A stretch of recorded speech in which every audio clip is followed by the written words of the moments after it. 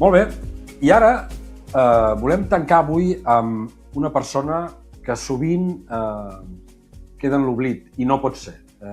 Cada vegada que tinguem l'ocasió de fer-ho l'hem de recordar, i és en Pablo Hasél.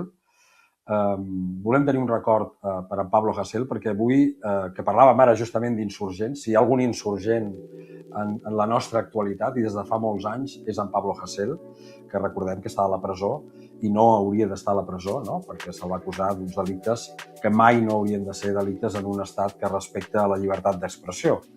Però, insòlitament, quan es va decidir que havia d'anar a la presó, ningú no va aturar les màquines i encara avui ningú ha estat capaç d'evitar-ho ni ha fet prou per evitar-ho.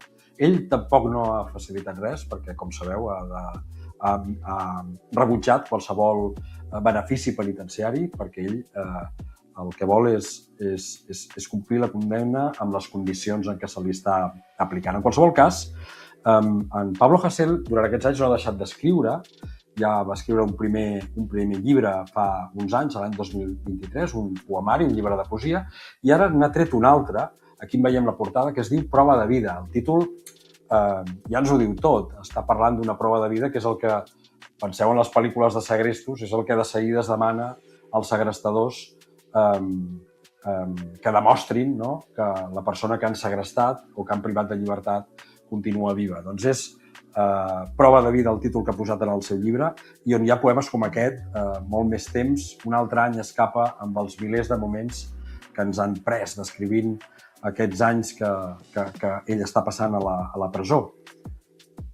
Prova d'amor, mireu aquest, diu: t'estimo tant que de tu estic tan lluny perquè també lluito per tu.